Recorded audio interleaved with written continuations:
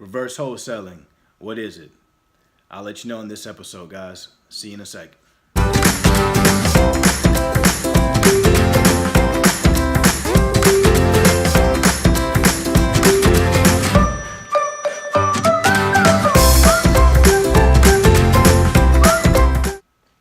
Peace. Welcome back. This is Sean Young, also known as Supreme, with another episode of Adventures in Wholesaling. And on this episode, guys, we're going to be discussing reverse wholesaling. What does that mean? Well, in a nutshell, guys, it's just wholesaling in reverse. So we're going to start from the last step and work our way backwards. And by the last step, what I'm meaning is by the end buyer being that's the last step.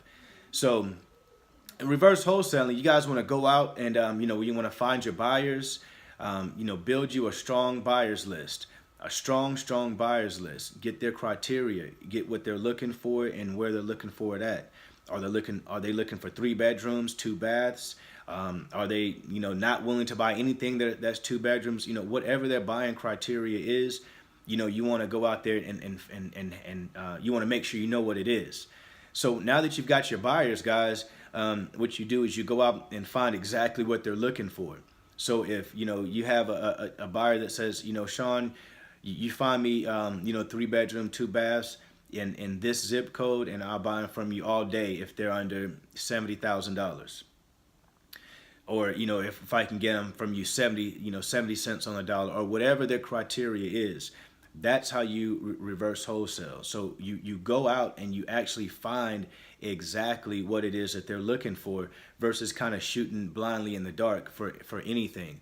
It's more targeted, it's more pinpointed, and it allows you to quickly get you a deal a little quicker than it would by kind of just randomly shooting out there in the dark. Not that it's a random shot in the dark, but you're having people actually tell you, go find me this, and if you find me this, I'm going to buy it.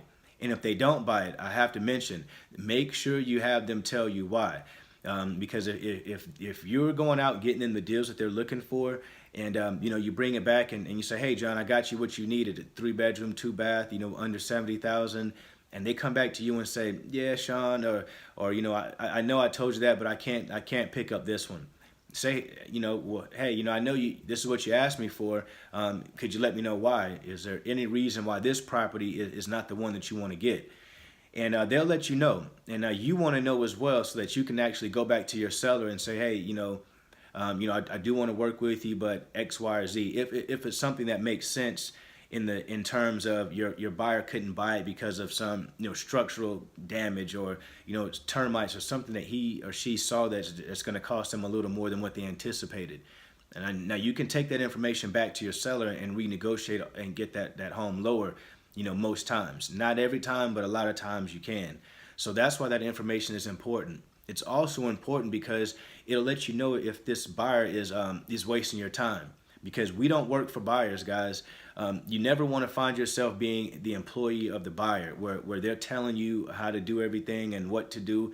You definitely want to work on their behalf, meaning that if they're asking for something, then go get it. Because if that's what they're asking for, if someone says, I want a peanut butter and jelly sandwich, and you're bringing back ham and cheese sandwiches, you can't be surprised that they're not eating your sandwich, or they're not wanting to even look at it.